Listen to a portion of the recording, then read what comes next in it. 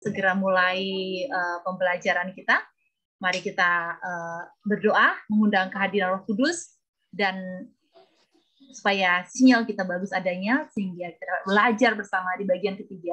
Jangan mencuri ini. Baiklah, kita bersatu di dalam doa. Terpujilah nama-Mu ya Tuhan, Raja kami Yesus Kristus, yang memberikan hari ini kepada kami. Kami dapat berkumpul kembali setelah 3 minggu kami tidak bersama. Kami rindu belajar dari firman-Mu, yaitu jangan mencuri bagian ketiga bersama dengan kami, Tuhan. Dan kami memohon, jauhkan segala halangan-halangan yang tidak baik, cuaca yang tidak baik, sehingga kami dapat mendengarkan seminar ini sampai selesai yang dibawakan oleh hamba-Mu, Sislegi. Berkuasa atas hamba-Mu ini dan berkuasa atas kami. Terpujilah nama-Mu, kami datang dan memohon dalam nama-Mu yang kudus, Yesus Kristus. Amin. Amin. Baik, terima kasih. Pelajaran kita pada sore hari ini adalah perintah ke-8. Perintah ke-8 bagian yang ketiga. Bagian yang ketiga, masih ada satu sesi lagi khusus untuk perintah ke-8 ini. Tadinya saya berharap menyelesaikannya sore hari ini, tapi saya tidak mau terburu-buru. Kita harus mempunyai terang yang lengkap, supaya kita berdiri di atas dasar yang kokoh. Umat-umat Tuhan, sebentar lagi hukum Tuhan akan diinjak-injak. Untuk itu kita harus mengerti dengan jelas, kita harus mempunyai dasar yang kokoh tentang hukum Tuhan. Tidak mungkin kita bisa memelihara hukum keempat kalau kita menginjak-injak hukum pertama sampai hukum ke-10. Itu sebabnya satu persatu, sedikit demi sedikit, kita harus belajar. Kita harus mau menyediakan hati kita, waktu kita, untuk kita mengetahui terang yang lengkap. Sebagai kutipan kita, kenapa kita harus belajar tentang persepuluhan ini? Kenapa kita harus mengetahui perkara tentang persepuluhan ini? Bukankah kita ini anggota awam? Biarlah para pendeta saja yang mengurus ini. Benarkah demikian? Saudara-saudara, saya rindu untuk membagikan satu kutipan kepada kita, alasan kenapa kita harus mengetahui, kita harus memiliki terang tentang persepuluhan. Adalah dalam buku Evangelism 249 paragraf yang ketiga. Setiap jiwa yang bertobat harus memiliki terang sehubungan dengan tuntutan Tuhan akan persepuluhan dan persembahan. Saudara-saudara, kalau saudara dan saya rindu untuk bertobat, kita harus tahu, kita harus punya terang ini. Terang ini bukan hanya untuk pendeta. Terang tentang perpuluhan bukanlah hal yang tabu dibicarakan oleh orang awam. Tetapi ini harus jelas dimengerti. Setiap jiwa yang mau bertobat harus memiliki terang sehubungan dengan persepuluhan dan persembahan. Sedikit saya akan review pelajaran kita minggu lalu. Sekali lagi saya kutip ini, berulang kali saya kutip ini, bahwa perintah Tuhan yang kita pelajari setiap hari Senin ini, dari perintah yang pertama sampai perintah nanti yang ke-10, apa gunanya kita mempelajari ini? Apakah ini untuk menghakimi orang lain? Bukan. Perintah Tuhan yang kita pelajari ini adalah ujian karakter. Kita mau tahu karakter kita sudah sampai level berapa. Karena apa? Karena untuk syarat masuk ke dalam kerajaan surga, syaratnya hanya satu, yaitu memiliki karakter Kristus. Jadi kita perlu belajar perintah-perintah Tuhan ini supaya kita tahu seberapa jauh lagi saya dari karakter Kristus. Ringkasan pelajaran minggu lalu, bahwa mencuri ini artinya membawa diam-diam. Seperti Yakub. Yakub pergi dari rumah Laban, enggak pamit. Dia diam-diam pergi. Ini mencuri. Hubungan percintaan yang rahasia, backstreet, ini adalah termasuk pelanggaran perintah ke-8. Menggunakan rencana atau pengaruh licik untuk mengalihkan bantuan dari orang yang membutuhkan, dialihkan, sehingga beban orang itu bertambah berat. Ya, Ini adalah pencurian, pelanggaran perintah ke-8. Apabila penghasilan saya 1 bulan saya habiskan semua untuk membiayai kebutuhan saya, untuk bayar uang sekolah, untuk bayar cicilan, untuk bayar tagihan, dan lain sebagainya, dan tidak ada sisa untuk orang miskin dan orang asing, ini adalah pelanggaran perintah ke-8. Penculikan manusia, perdagangan budak, perdagangan pembantu, asisten rumah tangga, penyalur pembantu, ini termasuk dari pelanggaran perintah ke-8. Bisnis-bisnis seperti ini harus ditutup. Kemudian perang. Perang juga adalah pelanggaran perintah ke-8. Pencurian dan perampokan, pelanggaran perintah ke-8. Untung yang berlebihan dalam dagang adalah pelanggaran perintah ke-8. Over bargaining, menawar dengan ketat, ya. Kikir dalam menawar barang, ya, bangga dengan harga yang murah yang bisa diperoleh. Ini adalah pencurian. Menguntungkan diri saya dengan memanfaatkan kelemahan, kebutuhan, ketidaktahuan, dan kemalangan orang lain. Ya, udah tahu dia jual butuh, saya tekan harganya supaya saya beruntung. Ini adalah pencurian. Segala bentuk ketidakjujuran, segala bentuk ketidakadilan, tidak adil. Kepada diri saya tidak adil, kepada orang lain tidak adil, kepada Tuhan tidak adil, ini adalah pelanggaran perintah ke-8. Mencuri firman Tuhan. Apa ini mencuri firman Tuhan? Semua teguran, peringatan dibikin lembut supaya orang tidak sakit hati. Ya, ini adalah pelanggaran perintah ke-8. Ini dikatakan mencuri firman Tuhan. Lihat video yang sebelumnya kalau mau tahu apa kutipan yang mendukung. Ini kesimpulannya saja, ya. Kemudian apalagi mencuri firman Tuhan? Mencuri firman Tuhan adalah tidak menghidupkan firman yang dikhotbahkan. Jadi hati-hati buat para pengkhotbah. Kalau memang belum dilakukan ini, firman yang mau dikhotbahkan ini jangan berani-berani khotbahkan, walaupun topik itu lagi ngetren sekarang. Jangan khotbahkan tentang country living kalau memang belum country living, ya. Cara kita memperlakukan sesama adalah sama seperti cara kita memperlakukan Tuhan. Artinya, kalau saya over bargaining, ya, saya menawar dengan keras kepada orang lain, saya sudah mencuri dari manusia. Kalau saya mencuri dari manusia, itu sama saya sudah mencuri dari Tuhan. Ya, jadi mencuri dari manusia, mencuri tidak memperlakukan orang lain dengan adil, tidak memperlakukan diri sendiri dengan adil, itu sama dengan mencuri dari Tuhan. Kemudian persepuluhan harus segera dibayar. Jangan disimpan-simpan. Semakin lama disimpan, semakin besar godaan untuk menggunakannya. Karena apa? Karena hati manusia licik. Kemudian, menahan persepuluhan. Menahan persepuluhan sama dengan merampok Tuhan. Ya.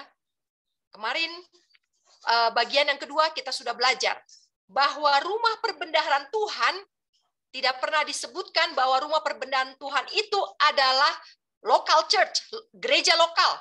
Tidak juga disebutkan bahwa rumah perbendaharaan itu adalah satu institusi, satu lembaga.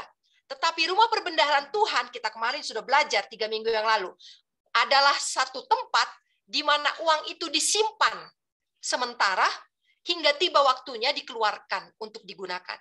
Inilah definisi dari rumah perbendaharaan Tuhan. Dalam 1 Korintus, Rasul Paulus pada masanya menasihatkan kepada jemaat di Korintus.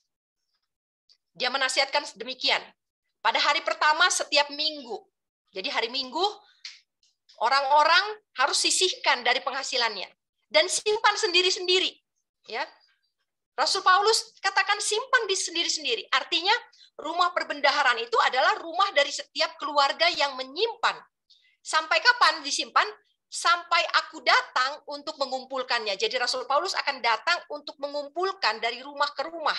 Dan kemudian akan menyalurkannya untuk digunakan. Jadi pada masa itu rumah perbendaharaan ada di mana? Ada di rumah keluarga masing-masing. Dan persepuluhan harus digunakan untuk mendukung pelayanan Injil pada masa Israel kuno.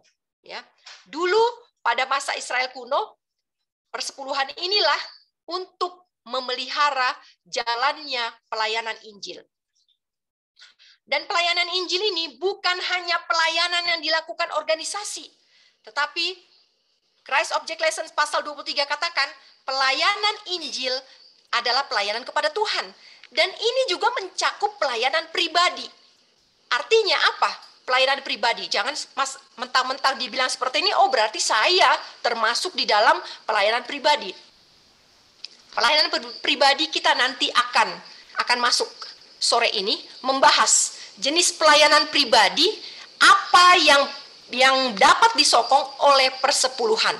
Tapi intinya adalah minggu lalu kita sudah belajar bahwa pelayanan pribadi ini adalah usaha saya, personal saya bekerja sama dengan Tuhan, ya.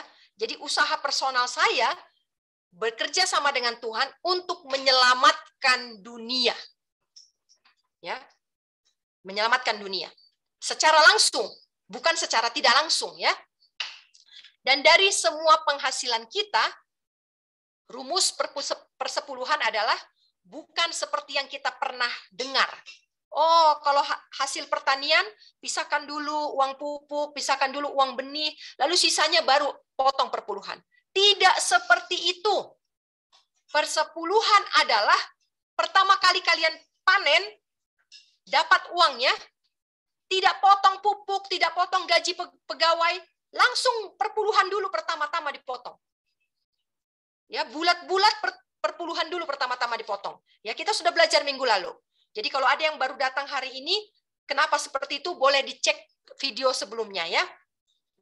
Jadi harus pertama sekali yang dipotong itu adalah persepuluhan. Jangan diambil untuk keperluan yang lain-lain. Jangan diambil keperluan untuk membayar pupuk dulu, untuk membeli benih, untuk menggaji pegawai. Tidak, itu semua tidak. Jadi apa yang kita dapat dari hasil panen kita, langsung dipisahkan dulu untuk persepuluhan. Kemudian untuk persembahan.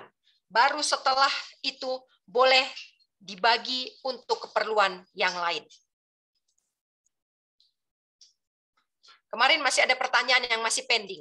Ya, pertanyaan yang 3 minggu lalu yang tidak terjawab adalah bagaimana persepuluhan itu saya berikan kalau saya tidak menjual hasil, belum bisa menjual hasil panen. Bagaimana saya memberikan persepuluhan?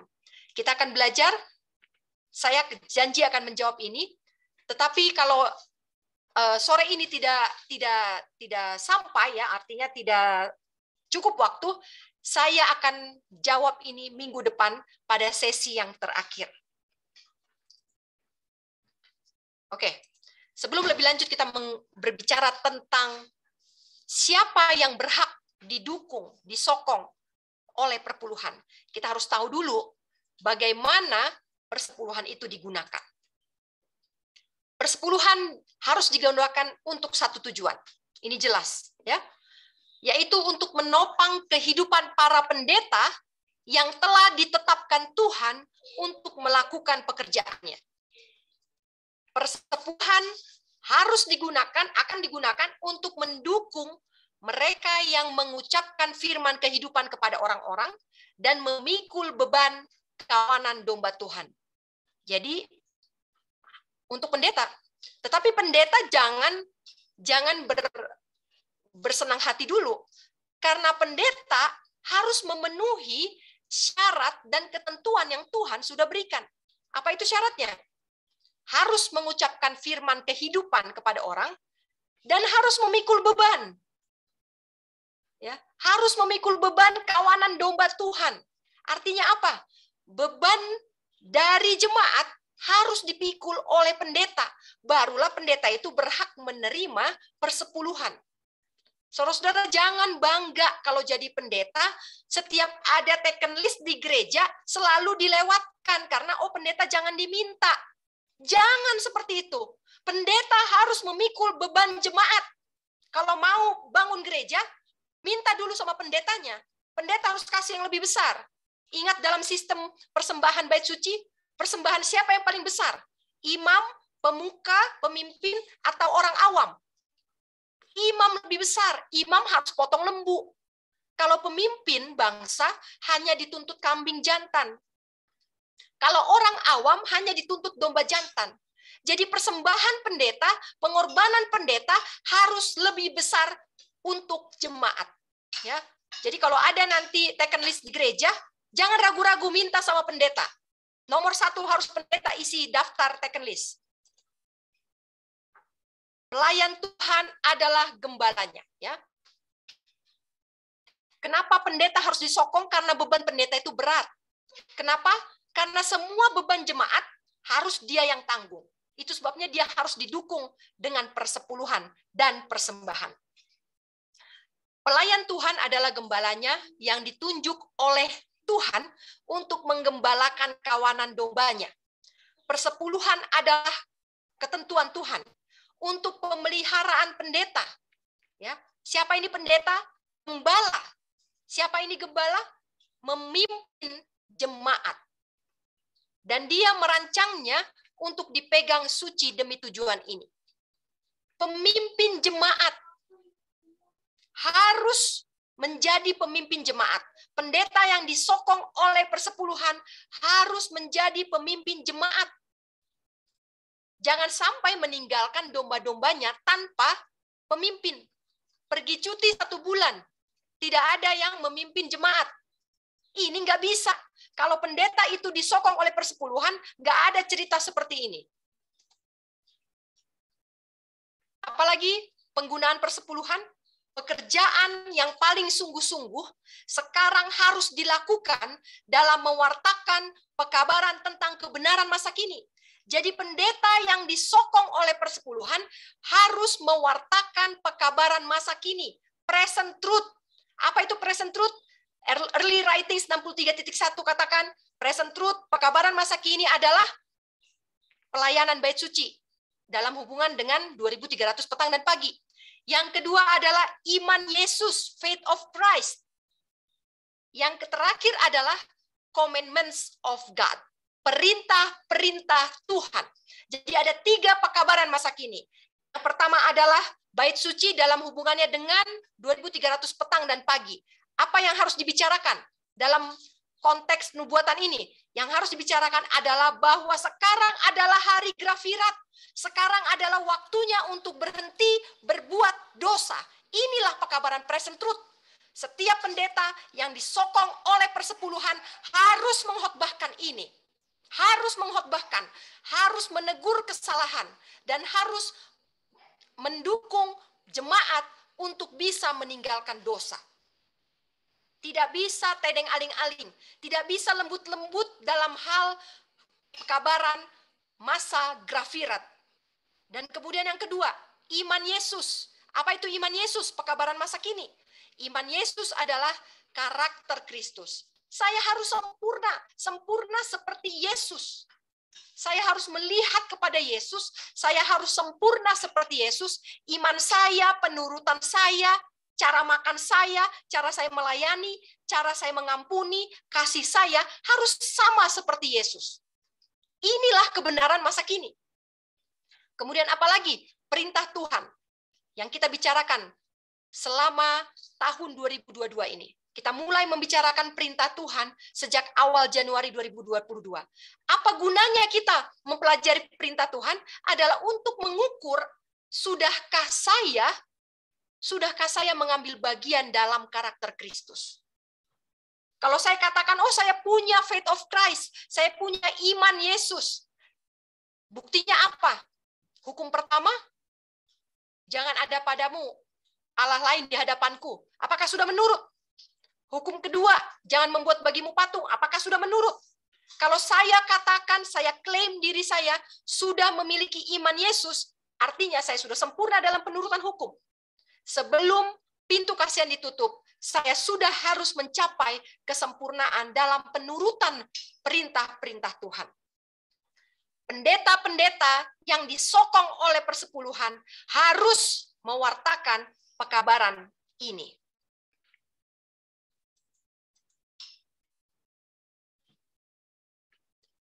Testimonies volume yang ke-6. Nyonya White menegur orang-orang yang menahan persepuluhan.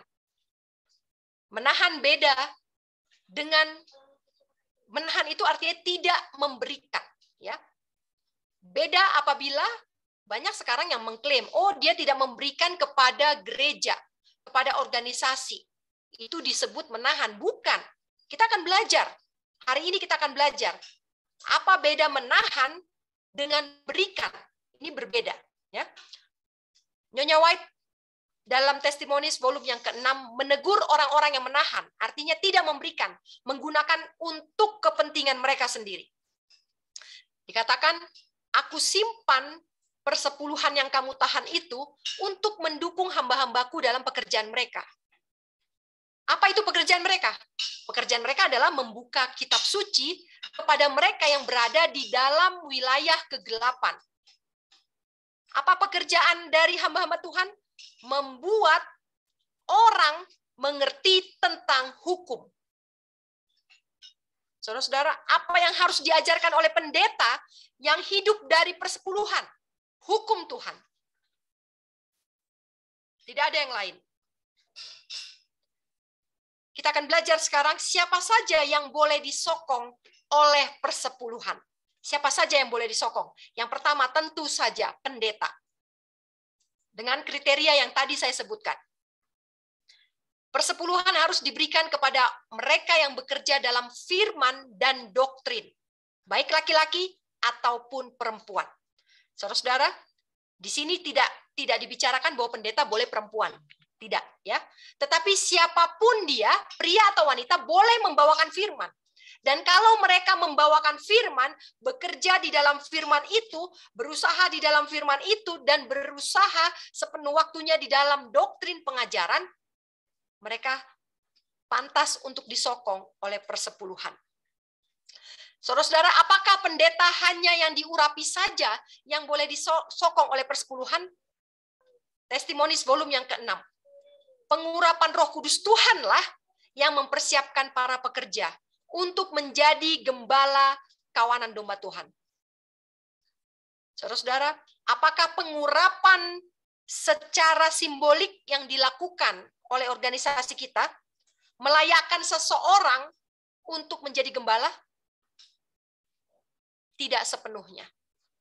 Tidak sepenuhnya. Yang paling mutlak adalah pengurapan Roh Kudus. Seseorang diutus menjadi gembala adalah karena Roh Kudus hinggap atasnya. Roh Kudus memampukan dia memiliki karakter yang kudus.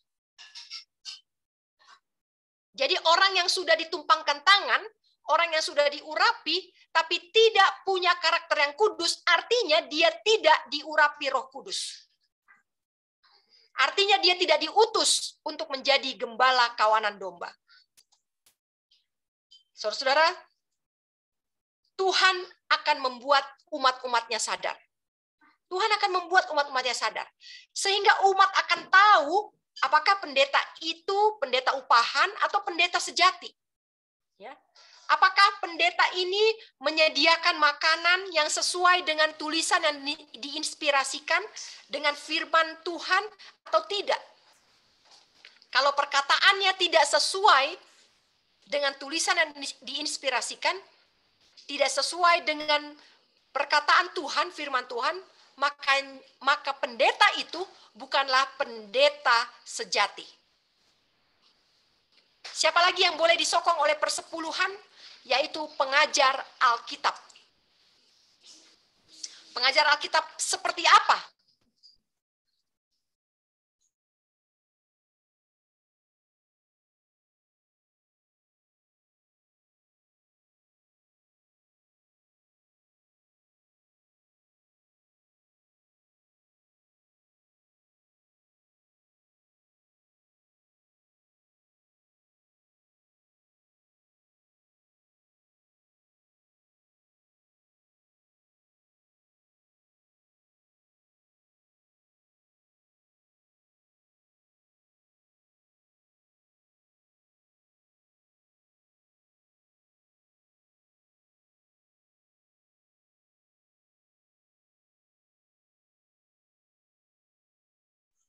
Hilang suara ya.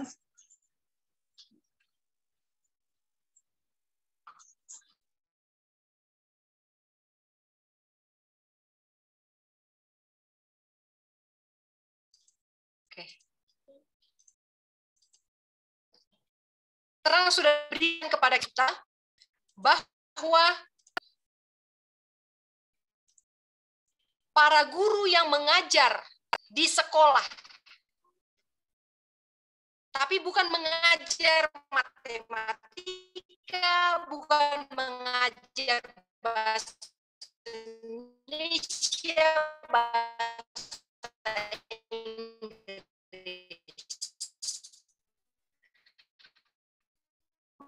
melainkan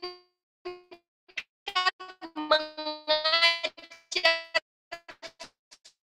firman Tuhan, menjelaskan kitab suci, mendidik siswa dalam perkara-perkara Tuhan. Ya, ini harus didukung, harus dibiayai, harus digaji dari persepuluhan. Conference harus melihat bahwa sekolah dilengkapi dengan guru-guru yang adalah pengajar Alkitab yang cermat dan yang memiliki pengalaman Kristen yang mendalam. Mereka juga punya talenta seperti itu, harus dibayar dari perpuluhan. Ya, karena ibu saya guru di mission, saya tahu bahwa guru tidak dibayar dari persepuluhan. Guru, tetapi semasa orang tua saya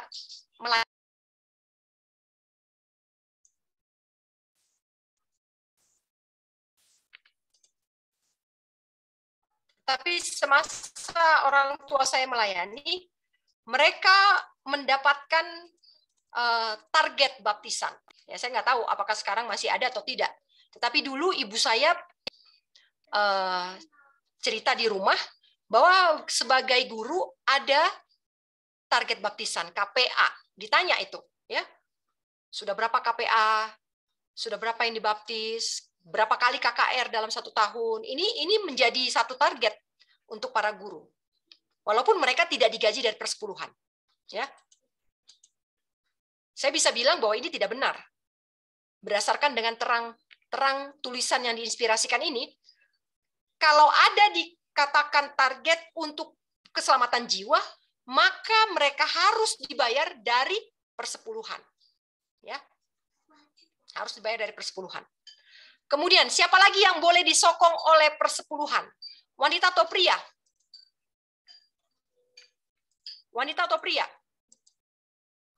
Evangelism, halaman 477. Nyonya White mengatakan, bersaksi dalam tulisan ini. Dia katakan, saya mau membuat dana. Ya, dia mau mengalokasikan dana untuk membayar upah para wanita yang berbakti, yang bekerja sangat berguna dalam memberikan pembacaan Alkitab. Saya juga dituntun untuk mengatakan bahwa kita harus mendidik lebih banyak pekerja untuk memberikan bacaan Alkitab. Ada istri pendeta. Istri pendeta ini dia memberikan pembacaan Alkitab, dia berdoa bersama keluarga-keluarga, dia membantu dengan usaha pribadinya sama suksesnya seperti suami mereka kerja. Ini istri pendeta ya, istri pendeta. Tapi dia tidak bekerja hanya ikut pelayanan suaminya, enggak. Dia punya pelayanannya sendiri, dia melawat sendiri, dia punya kumpulan pendalaman Alkitab sendiri, dia mengunjungi rumah-rumah, mendoakan keluarga-keluarga sendiri, punya upaya sendiri ya. Dan mereka ini memberikan seluruh waktu mereka, tetapi tidak dibayar. Tidak dibayar. Kenapa? Alasannya waktu itu Nyonya White diberitahukan oleh organisasi, alasannya adalah karena suami mereka pendeta kan sudah dapat gaji. Lalu Nyonya White katakan, saya memberitahu mereka untuk maju. Dan semua keputusan seperti itu harus dibalik. Artinya apa? Tidak bisa suami istrinya bekerja, dituntut bekerja, dan istrinya juga punya pelayanan sendiri yang sama hebatnya seperti pelayanan suaminya, tetapi hanya satu yang mendapat gaji.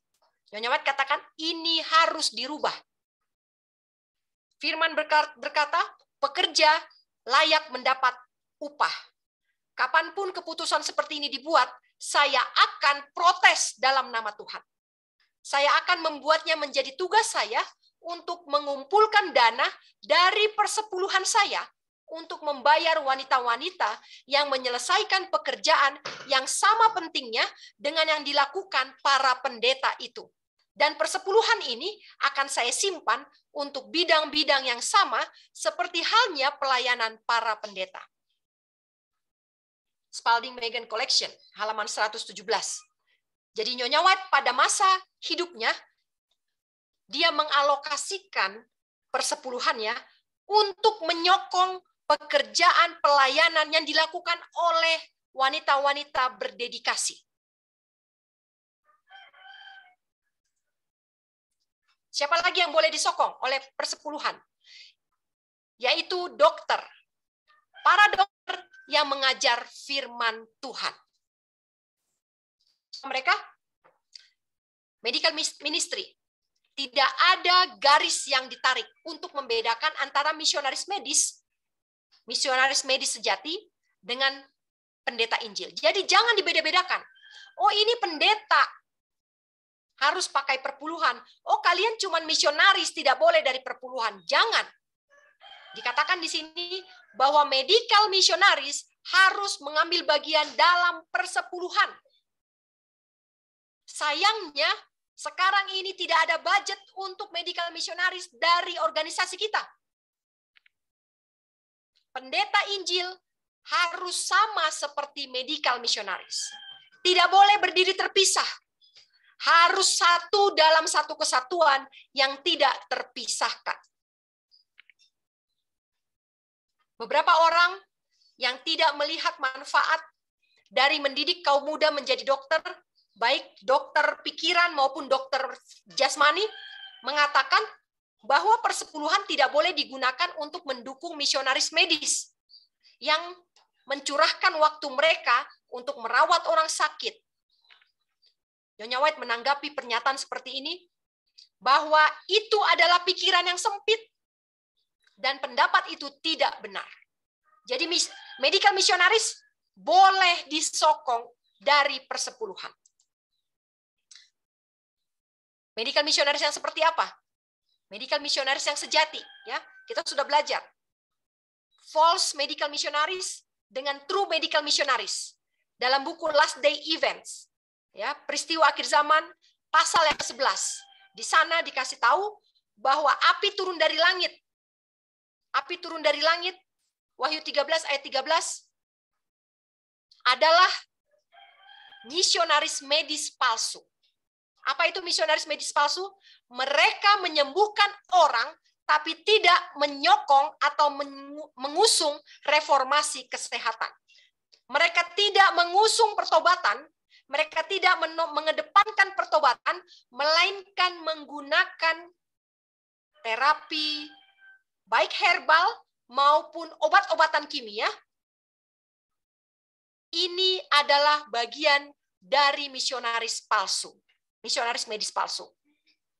Pengobatan yang sederhana, ya benar. Herbal, benar. Reformasi kesehatan, ya benar.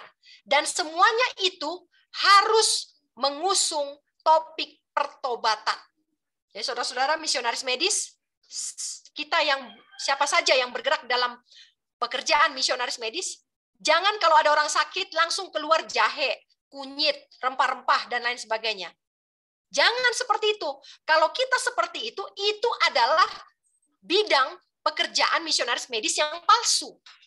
Ketika ada yang sakit, yang harus saya usahakan dengan sekuat tenaga adalah pertobatan mereka. Ya, kita sudah belajar tentang ini, ya. Kalau masih ada yang tidak mengerti, boleh dicek video sebelumnya. Di judulnya kalau nggak salah 18+1. Ya. Jadi misionaris medis yang mengusung pertobatan dan reformasi kesehatan, mereka layak menerima bagian dari persepuluhan. Siapa lagi yang boleh disokong? Yaitu pendeta atau pelayan yang bekerja dalam percetakan buku-buku. Lembaga-lembaga adalah alat Tuhan untuk meneruskan pekerjaannya di bumi. Karena pekerjaan ini harus dipertahankan. Gereja-gereja harus didirikan, sekolah-sekolah harus didirikan, rumah-rumah penerbitan dilengkapi dengan fasilitas untuk melakukan pekerjaan besar dalam percetakan kebenaran untuk dikirim ke seluruh penjuru dunia. Lembaga-lembaga ini ditahbiskan oleh Tuhan dan harus, di sini dikatakan, lembaga percetakan buku-buku untuk publikasi kebenaran harus ditopang dari persepuluhan dan persembahan yang murah hati. Artinya tidak boleh diukur-ukur, harus sebesar-besarnya. Ya, persembahan sebesar-besarnya. Seiring berkembangnya pekerjaan, diperlukan dana untuk meneruskan pekerjaan ini di semua cabang-cabangnya. Kenapa percetakan harus disokong oleh persepuluhan? Karena percetakan adalah sarana yang ampuh untuk menggerakkan pikiran dan hati orang. Ya. Ada banyak tempat di mana suara pendeta nggak bisa masuk ke sana, tetapi buku-buku, traktat, cetakan-cetakan bisa menjangkau tempat-tempat tersebut. Buku-buku, majalah, traktat yang berisi kebenaran Alkitab bisa menembus batas-batas maupun prejudisme-prejudisme yang ada di belahan dunia ini. Saudara, dengan jabatan pendeta, tidak mungkin masuk ke negara yang namanya negara Iran. Nggak bisa. Dengan title misionaris tidak bisa masuk ke negara sana. Ya. Tetapi buku kita kirim, kita punya kenalan di sana, kita bina komunikasi dengan orang di sana, lalu kita tawarkan, mau nggak baca buku ini? Kita kirim buku lewat udara atau laut atau darat sampai di negara di mana pendeta misionaris nggak bisa tembus. Inilah kehebatannya dari buku-buku kita. Itu sebabnya Tuhan memberikan terang kepada James White untuk mendirikan percetakan. Buku-buku dan majalah adalah silent preacher, pengkhotbah bisu. Mereka tidak bersuara, tapi mereka menyuarakan, membawakan kebenaran dengan terang dan jelas. Ketika beberapa orang pergi berkhotbah, Tuhan memanggil orang yang lain untuk menjawab panggilannya kepada mereka, untuk persepuluhan dan persembahan yang dapat digunakan untuk mendukung pelayanan dan menyebarkan kebenaran yang tercetak ke seluruh negeri. Jadi ada pendeta untuk berkhotbah, didukung persepuluhan, ya dan benar. Ada juga orang yang dipanggil Tuhan untuk menyebarkan kebenaran yang melalui percetakan buku-buku. Ini juga harus didukung oleh persepuluhan dan persembahan. Pengkhotbah bisu, silent preacher, buku-buku.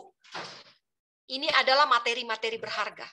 Harus maju dengan sayap doa. Harus bercampur dengan iman.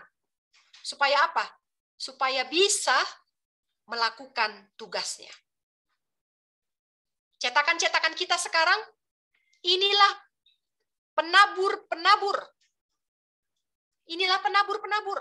Dan ini berperan penting dalam membawa jiwa sebanyak-banyaknya kepada Kristus. Inilah penabur. Buku-buku, traktat, majalah-majalah, ini adalah penabur.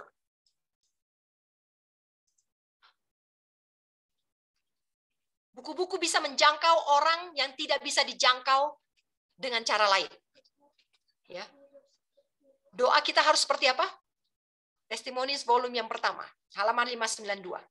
Doa kita haruslah, ya Tuhan, buatlah kebenaran ini yang sangat penting ini menjadi jelas bagi pemahaman pikiran yang paling rendah sekalipun. Semoga para malaikat menemani para pengkhotbah bisu ini dan memberkati pengaruh mereka agar jiwa-jiwa dapat diselamatkan dengan cara yang sederhana ini. Saudara-saudara, percetakan buku-buku adalah cara yang sederhana untuk mengirimkan kebenaran. Kalau mengirimkan misionaris, ini nggak sederhana, karena butuh izin. Ya. Butuh izin dari sebuah negara, dari lingkungan, dari areal yang dituju. Tetapi buku sangat sederhana. Nasihat berikutnya. Percetakan dan peredaran buku-buku dan majalah yang mengandung present truth harus menjadi pekerjaan kita. Saudara-saudara, buku apa yang harus kita cetak? Apakah buku herbal dan lain sebagainya dari penulis-penulis dunia? Bukan.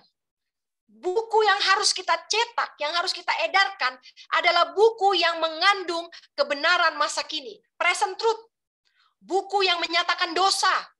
Buku yang mengingatkan kita bahwa hari Grafirat sudah hampir selesai. Buku yang akan menyatakan perintah-perintah Tuhan.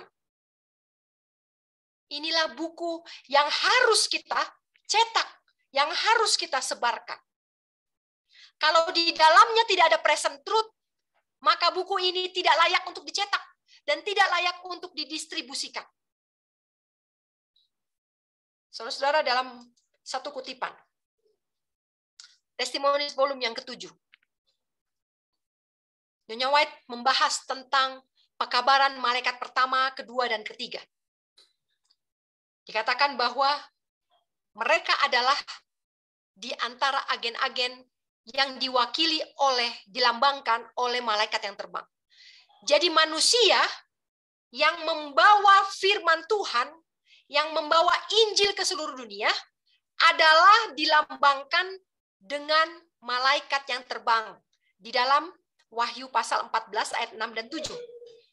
Dan aku melihat seorang malaikat yang lain. Ini bukanlah malaikat penghuni surga, tetapi ini adalah lambang dari manusia yang bekerja membawakan firman Tuhan. Dan orang-orang ini akan mengumumkan tentang masa penghakiman yang sudah sebentar lagi.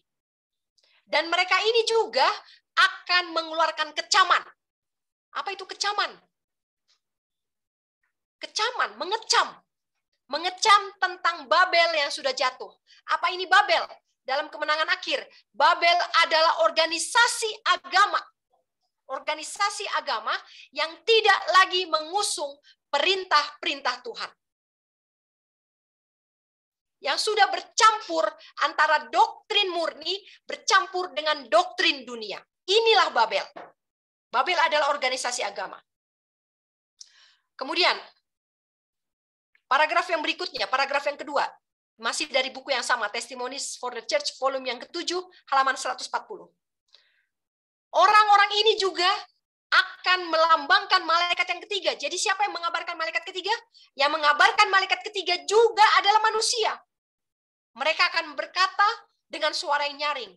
Jika ada orang yang menyembah binatang itu dan patungnya, dan menerima tandanya di dahinya atau di tangannya, orang itu akan minum dari anggur murka Tuhan.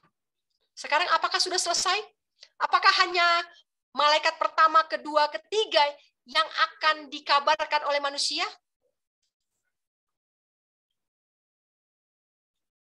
Wahyu pasal 18.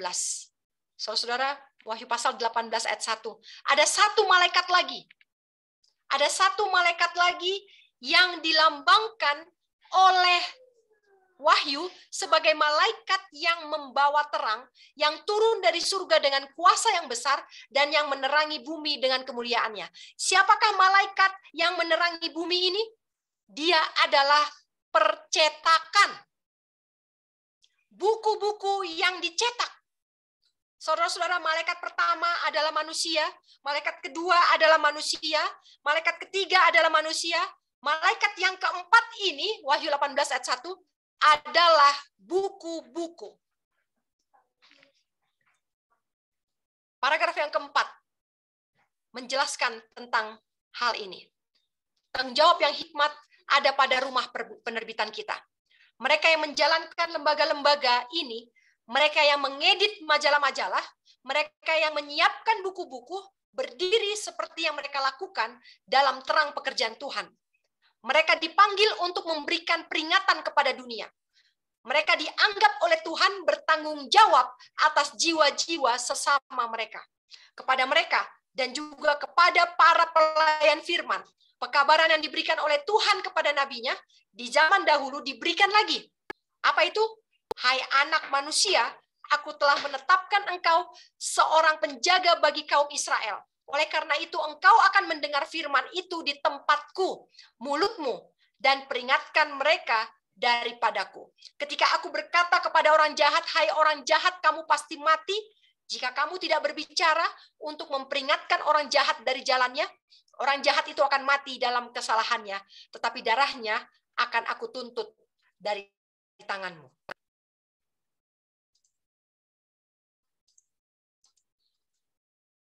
Saudara-saudara, buku-buku yang dicetak adalah malaikat yang akan turun dari surga dengan kekuatan yang besar, yang akan menerangi bumi dengan terangnya. Saudara-saudara, sampai kapan buku-buku ini akan menjadi juru kabar? Selama masa percobaan berlanjut, artinya selama pintu kasihan masih terbuka, akan ada kesempatan bagi para penjual buku untuk bekerja. Saudara-saudara, ketika semua agama bersatu, ketika agama-agama di dunia ini bersatu dengan kepausan untuk menindas umat Tuhan, disitulah penginjilan literatur akan terbuka paling lebar.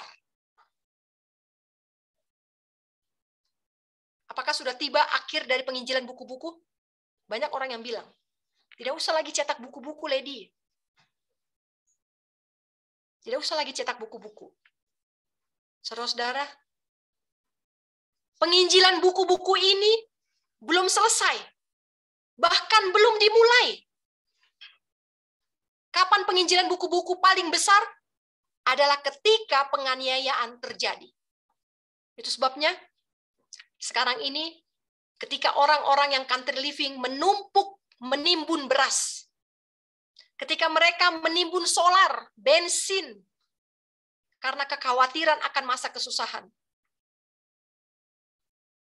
Kami di Gunung Salak tidak melakukan itu. Apa yang kami timbun? Kami menyetok buku-buku. Kenapa? Karena sebentar lagi akan tiba penginjilan buku-buku. Waktu penginjilan literatur belum lagi dibuka. Belum lagi dibuka. Banyak orang yang juga suggest ya, saran kepada saya, kenapa harus dicetak hard copy? Kenapa tidak PDF?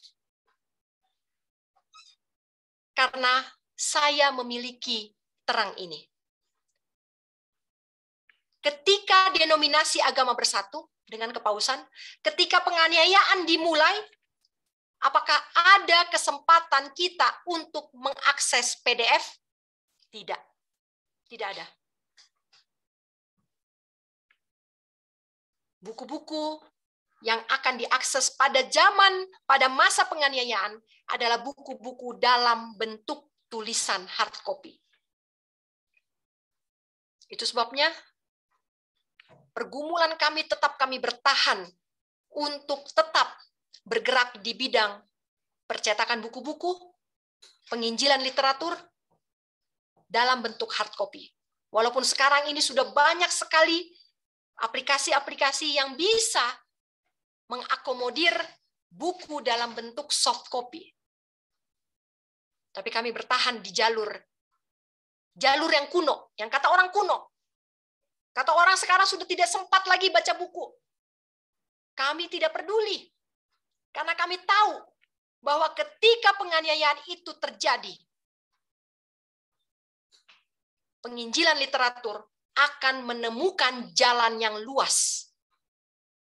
Di tempat di mana ada kebebasan beragama, disitulah penginjilan buku-buku akan dibuka.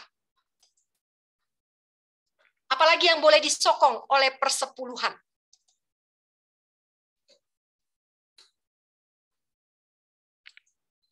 Yang boleh disokong oleh persepuluhan adalah pembangunan gereja di daerah yang sangat miskin. Tapi ini bukan wajib. Kutipannya adalah seperti ini. Ini adalah untuk kasus-kasus luar biasa. Ya. Kasus-kasus luar biasa. Di mana kemiskinan begitu dalam. Sehingga untuk memperoleh tempat ibadah yang paling sederhana pun perlu menggunakan dana persepuluhan. Ya. Tetapi sekarang ini tempat ibadah hampir-hampir tidak merupakan hal yang sulit untuk dibangun, ya. Jadi ini adalah kasus-kasus luar biasa, bukan kasus yang wajib. Oke, itu yang terakhir yang boleh disokong dengan dana persepuluhan. Sekarang pertanyaan berikutnya, topik berikutnya. Tidak boleh digunakan untuk apa? Kalau tadi yang boleh, sekarang apa yang tidak boleh? Apa yang tidak boleh disokong oleh perpuluhan? Yang pertama, pengeluaran gereja rutin. Kutipannya, umatnya hari ini harus mengingat bahwa rumah ibadah adalah harta benda milik Tuhan, benar. Ya, rumah ibadah milik Tuhan, iya benar. Dan harus dijaga dengan baik, iya benar. Tetapi dana untuk pekerjaan ini adalah tidak berasal dari persepuluhan. Saudara-saudara yang terlibat di dalam majelis, teliti. Saya tahu bahwa banyak gereja-gereja menahan jumlah persepuluhannya untuk biaya operasional gereja. Ini tidak boleh digunakan. Ya, ini tidak boleh digunakan. Pengeluaran darurat gereja juga tidak boleh menggunakan persepuluhan. Rutin ataupun darurat nggak boleh dari persepuluhan. Councils on Stewardship 103. Salah bila menggunakan persepuluhan untuk membiayai pengeluaran-pengeluaran tak terduga dari gereja. Dalam hal ini telah terjadi penyimpangan dari metode yang benar. Salah, ya. Apalagi yang tidak boleh menggunakan persepuluhan. Keperluan sekolah. Ya, sudah jelas ini adalah sekolah gereja, ya, church school. Keperluan sekolah dan upah para penjual buku. Jadi penjual buku tidak boleh dibayar dari persepuluhan. Tapi mereka yang mengedit, mencetak, menerjemahkan buku-buku yang bekerja dalam percetakan, ini boleh disokong dengan persepuluhan. Tetapi yang menjual tidak boleh.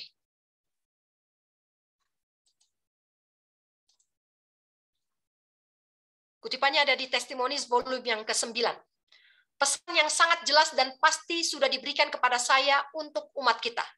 Saya diminta untuk memberitahu mereka bahwa mereka membuat kesalahan dalam menerapkan persepuluhan ke berbagai tujuan yang meskipun baik dalam pengamatannya sendiri, namun bukanlah tujuan yang Tuhan telah katakan tentang penempatan persepuluhan.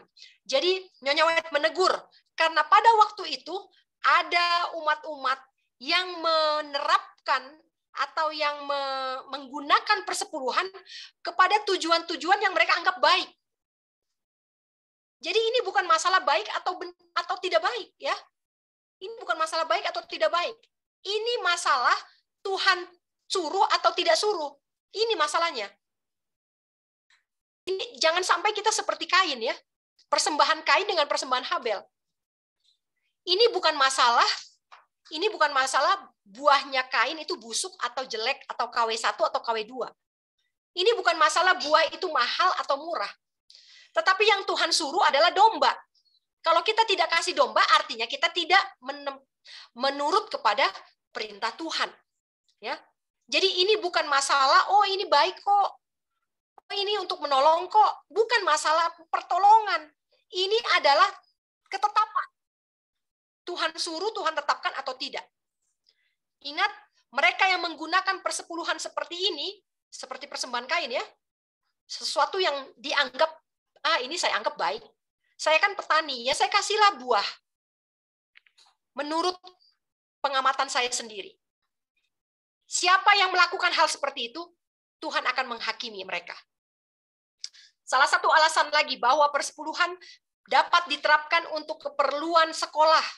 Yang lain lagi beralasan, oh penjual buku, kolportir harus didukung dari persepuluhan. Kesalahan besar. Ya, ini kesalahan besar. Kesalahan besar dibuat ketika persepuluhan diambil dari objek yang akan digunakan. Yaitu apa? Dukungan para pendeta. Seharusnya hari ini di lapangan ada 100 pekerja yang memenuhi syarat. Di mana sekarang ini hanya ada 1. Apalagi yang tidak boleh digunakan. Persepuluhan tidak boleh digunakan untuk dana miskin. Ya, untuk dana miskin. Jangan kita bawa orang miskin ya ke gereja. Lalu kita bebankan gereja, organisasi untuk mengurus orang miskin ini yang kita kenal ini. Jangan. Caranya bagaimana kalau untuk orang miskin? Sangkal dirimu. Jangan kau bawa orang miskin, kau perkenalkan di gereja supaya menjadi tanggungan gereja. Tapi kalau saya bertemu orang miskin, saya kencangkan ikat pinggang saya. Kalau tadi saya makan 3 kali, saya kurangi 2 kali. Yang 1 kali saya kasih untuk orang miskin. Makan 2 kali, 1 kali saya kasih untuk orang miskin. Atau kita menyangkal diri dari hal barang-barang di rumah. Atau dari hal pakaian kita. Ya. Jangan bawa orang miskin untuk ditanggung organisasi, untuk ditanggung gereja. Saya yang harus menanggung orang miskin. Saya yang harus menanggung saudara saya. Ya. Jangan kurangi persembahanmu. Oh, karena saya menanggung orang miskin, oh saya kurangilah persepuluhan saya ke gereja. Orang gereja nggak ada tanggungan kok, saya yang banyak tanggungan. Tidak. Jangan kurangi persepuluhanmu, dan persembahan syukurmu pun tidak boleh kau kurangi untuk Tuhan. Tetapi biarlah dana miskin ini tambah lagi, budget tambahan. Ya. Persepuluhan dikhususkan untuk penggunaan istimewa. Tidak boleh dianggap sebagai dana orang miskin. Councils on Stewardship. Tidak boleh untuk apa lagi? Persepuluhan. Tidak boleh untuk kepentingan pribadi seseorang. Ya. Misalnya, saya lagi pergi ke tempat yang susah. Misalnya saya ada di satu pulau, ya, pulau yang susah, tidak ada makanan, tidak ada, susah lah pokoknya ya. Kemudian saya pakailah persepuluhan, kebetulan saya bawa persepuluhan. Lalu saya pakai itu, dan saya pakai itu selama saya berada di tempat itu. Dengan catatan, oh nanti kalau saya kembali ke rumah, nanti saya ganti. Tidak boleh. Tidak boleh. Paulus ketika dia membawa persepuluhan untuk dibawa ke Yerusalem, dia terdampar di pulau manapun, dia tidak menggunakan uang persepuluhan itu. Itu sebabnya dia apa? Dia menjahit tenda untuk dia gunakan. Jadi tidak ya, tidak digunakan untuk dana darurat kepentingan pribadi seseorang. Kemudian perpuluhan tidak boleh digunakan untuk dana bantuan pendidikan. Misalnya, ini kutipannya. Oh, ada orang mau sekolah, saya kasih beasiswa. Saya kasih dana untuk mendahulukan uang sekolahnya. Dipinjamkan, nanti kalau dia sudah kerja, dia kembalikan dana pinjaman itu. Ini banyak organisasi mengadakan ini ya, beasiswa. Saya tahu ini diadakan. Siapa yang berprestasi, anak-anak yang tidak mampu disekolahkan di UNAI atau di UNCLAP, ya, kemudian dibayar dana itu, dana pendidikan itu dibayar oleh organisasi. Dengan cara nanti ketika sudah tamat, dia akan bekerja untuk organisasi sesuai dengan jurusan yang diambil. Ketika dia bekerja di organisasi, maka gajinya dipotong untuk melunasi biaya-biaya pendidikan itu. Itu nggak apa-apa, bagus itu. Tetapi jangan sampai organisasi menggunakan dana persepuluhan yang dikirim jemaat ke conference. Ya, tidak boleh. Tidak boleh dana persepuluhan dari jemaat digunakan untuk biaya cash advance pendidikan. Beasiswa pendidikan. Kemudian apa lagi? Hal-hal sekuler. Hal-hal sekuler. Jangan menggunakan uang Tuhan untuk tujuan sekuler. Contoh, untuk perayaan tahun baru pakai uang perpuluhan di gereja. Untuk peresmian gedung gereja baru gunakan persepuluhan, persembahan. Jangan gunakan itu uang Tuhan. Seperti yang saya pernah sharing sebelumnya, acara tahun baru membiayai ikan bakar, dipakai uang persembahan penyangkalan diri. Nah ini adalah pelanggaran perintah ke-8, pencurian. Bisnis sekuler. Ya, bisnis sekuler. Apa yang sudah dipisahkan tidak boleh digunakan untuk melayani diri sendiri atau untuk melayani orang lain dalam bisnis sekuler. Ya, tidak boleh diambil dari perbendaharaan Tuhan modal untuk membangun sebuah bisnis sekuler. Ya.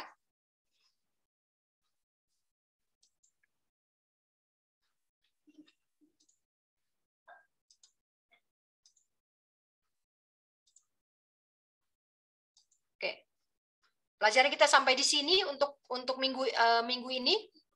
Kita akan bicara minggu depan tentang kriteria pelayan Injil. Tadi kita tahu ya bahwa yang berhak mendapat dukungan dari persepuluhan adalah mereka yang bekerja di bidang penginjilan. Sekarang ada kriterianya, tidak asal-asalan. Ya, tidak asal-asalan. Kriteria pelayan Injil termasuk pendeta yang boleh disokong oleh persepuluhan. Ya. Kita punya terang tentang ini. Kita akan belajar minggu depan 8 Agustus 2022.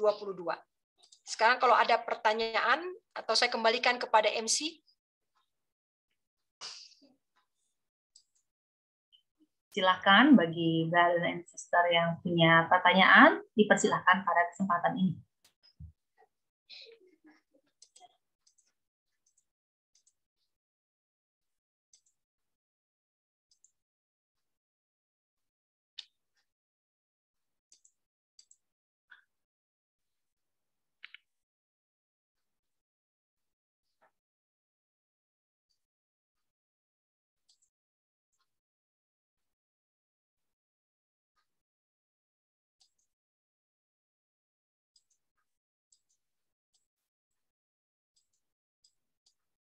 Ada di chat room, Pak. Coba. Oh, di chat room ya? Ya. Oke. Oh ya, KTRI ini. Bagaimana kalau kita bagi-bagikan buku ke orang, kalau kita sendiri nggak tahu isinya? Buat saya lebih baik bagikan buku ke orang lain yang saya sendiri sudah baca. Saya tidak berani bagi-bagikan sebelum saya baca sendiri. Ya, benar. Ya. Jadi memang kita membagikan buku, kita bekerja, canvassing, menjual buku adalah kalau kita sudah mengetahui isi dari kebenaran itu. Ya, benar.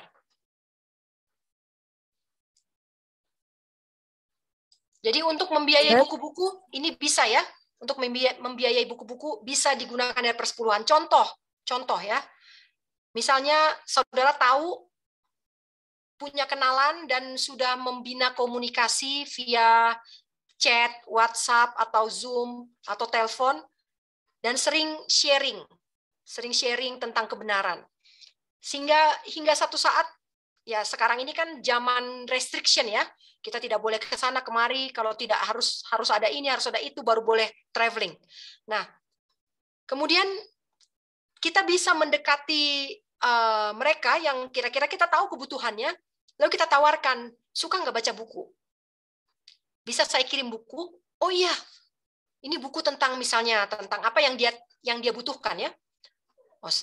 Maka saudara bisa menggunakan persepuluhan untuk membeli buku itu dan membayar ongkos kirimnya untuk diberikan kepada mereka yang membutuhkan terang, mereka yang berada di dalam kegelapan. Ya, bisa. Kristi, Kak, gimana kalau kita tahan perpuluhan karena perpuluhan kita hanya sedikit, contoh hanya 5 sampai 10.000. Nggak boleh. Nggak boleh. Mau 25 perak pun kalau ditahan berdosa. Ya. Ada yang resen tadi, silakan. Boleh nanya? Ini ada Pak Amir Manurung, resen, silakan. Ya, terima kasih Kak Ledi, selamat sore. Selamat sore. Saya masih belum jelas tadi tentang itu tempat perbendaharaan persepuluhan ini. Itu kan tidak harus di gereja, tapi justru dianjurkan kita boleh tahan di rumah, misalnya rumah masing-masing. Bukankah ini menjadi godaan lebih besar lagi kalau kita akan pakai? Karena pengalaman kita, saya kurang tahu di kota-kota lain, tapi di Jakarta, di DKI, itu dianjurkan pengembalian persepuluhan, bukan pembayaran. Pengembalian persepuluhan adalah pada hari Sabat kedua. Itu sudah lumrah di DKI. Buat saya sih tidak masalah, saya punya apa, saya langsung transfer. Saya punya langsung transfer. Walaupun nanti diskusinya perpanjang aja, apakah boleh ditransfer, ataukah itu harus kita bawa ke gereja, nanti dulu. Tapi saya tidak pernah menunggu sampai minggu kedua. Saya dapat, saya transfer, saya dapat, saya transfer, begitu. Karena, tapi ke gereja, saya tidak pernah tahan di rumah saya, karena sangat menggoda. Apalagi tadi seperti salah satu contoh yang Kak Ledi bilang, pernah jalan keluar kota, justru persepuluhan dibawa. Ya untuk apa bawa persepuluhan keluar kota ya? Saya pikir itu jangan sok kuat lah gitulah, jangan sok kuat. Ya, jadi mungkin boleh dijelaskan dulu istilahnya tempat perbendaharaan ini kira-kira gimana gitu loh. Oke. Ya. Jelas. Terima kasih. Ya. Jadi ini pelajarannya 3 minggu lalu ketika kita membahas di mana sebenarnya rumah perbendaharaan Tuhan. Ya, rumah perbendaharaan Tuhan kita belajar dari raja-raja, kemudian kita belajar dari nasihat dari nabi-nabi di Perjanjian Lama, dan juga contoh dari Paulus ketika dia melayani di Korintus. Ya, diperoleh kesimpulan bahwa rumah perbendaharaan Tuhan itu tidak pernah Tuhan tetapkan satu. Oh ini ya, hanya di sini. Ya, tidak pernah seperti itu. Dan 3 minggu lalu juga kita sudah belajar bahwa pekerjaan Tuhan, penginjilan yang disokong oleh perpuluhan ini bukan hanya milik organisasi atau pelayanan atau penginjilan yang berada di bawah organisasi. Ya. Jelas kutipan-kutipannya dan kesaksian dari Nyonya White sendiri juga bahwa pada zamannya ketika beliau masih hidup, karena orang memusatkan, jadi karena perpuluhan itu decentralized di satu organisasi, sehingga pelayanan-pelayanan di tempat lain terbengkalai dan tidak terpelihara. Nah, itu sebabnya Nyonya White juga membuat kesaksian, ini 3 minggu lalu kita sudah belajar, bahwa dia tidak menyerah, dia mengelola persepuluhannya sendiri. Dia mengelola persepuluhannya sendiri supaya pekerjaan-pekerjaan yang lain tidak terbengkalai, supaya tetap terpelihara. Contoh, zaman dulu terbengkalai pendeta-pendeta yang kulit hitam. Ya, pendeta-pendeta yang kulit hitam yang menjangkau daerah-daerah di tempat mayoritas kulit hitam. Nah, itu terbengkalai karena semua battlefield dan terpusat di sana, sehingga kejadiannya waktu itu adalah pembangunan terlalu berlebihan dan lain sebagainya. Nah, inilah yang menyimpulkan bahwa rumah perbendaharaan Tuhan bukan hanya satu tempat. Bukan hanya satu tempat. Kalau kita memberikan kepada organisasi, baiklah itu kita berikan dengan memperhatikan kaidah-kaidahnya. Ya, artinya kita harus punya terang. Jangan mentang-mentang saya mengirim uang ke organisasi, lalu saya bisa kirim tanpa pergumulan. Ya, membayar perpuluhan sama dengan pekerjaan yang lain. Harus bergumul, harus berdoa, harus dengan jiwa yang diuji, ya. Harus dengan jiwa yang diuji, kita harus sesah roh kita, dan kita harus mengetahui dengan terang yang sejelas-jelasnya bahwa persembahan dan persepuluhan ini memang tepat digunakan pada sasarannya. Bukan berarti kita berikan ke organisasi lalu, oh, I'm good, I'm done. Ya, sudah selesai. Terserah mau dibikin apa kek, itu bukan urusan saya. Yang penting urusan saya sama Tuhan sudah selesai. Nah, benar seperti yang Bapak tadi bilang, bahwa dengan menahan perpuluhan dalam praktik-praktik yang tadi saya sebutkan ya Pak ya, yang tadi saya sebutkan bahwa Paulus pada waktu di Korintus, umat-umat di sana menyimpan di rumahnya masing-masing 1 bulan sekali, bukan 1 bulan sekali, 1 minggu sekali Paulus datang mengutip, ya, mengumpulkan 1 minggu sekali. Kemudian dengan kesaksian Ellen White ini juga bahwa dia juga mengelola perpuluhannya sendiri. Dan bahkan setelah itu, 3 minggu lalu kita sudah belajar, ada beberapa anggota yang menyetor perpuluhan ke beliau, bukan ke Battle Creek, ya. Dan Nyonya White jika ada bukti terima akan menurunkan kepada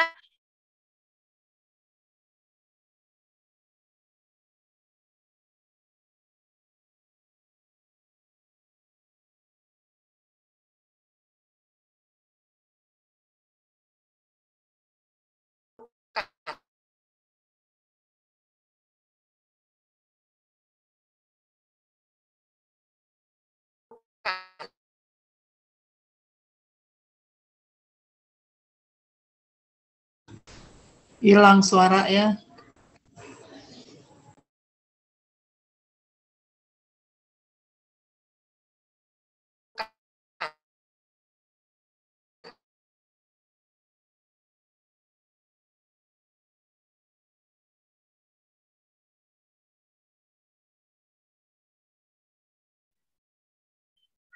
Sepertinya sinyal Kak Lady lagi buruk ya. Kita tunggu sebentar lagi.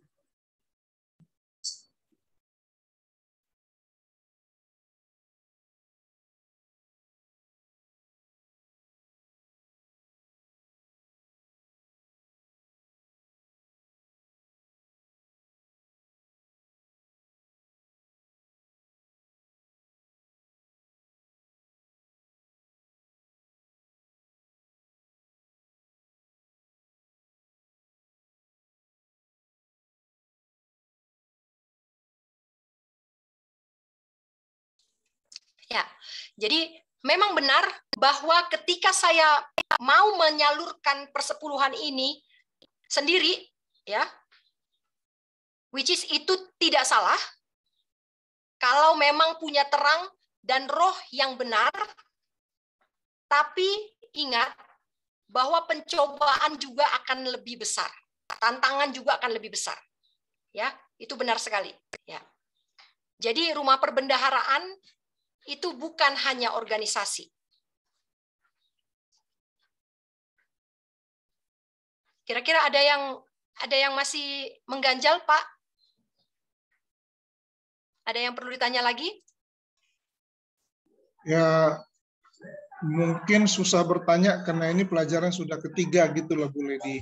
Nanti dibilang yang pertama, yang kedua saya nggak ikutin, ya memang saya nggak ikutin, saya nggak tahu. Cuman apa yang saya dapatkan di peraturan jemaat atau mungkin sudah dibahas 3 minggu yang lalu, bahwa jelas itu ditunjuk bahwa perbendaharaan, rumah perbendaharaan Tuhan itu adalah gereja dan organisasi kita, sehingga kita selalu mengembalikan itu ke gereja.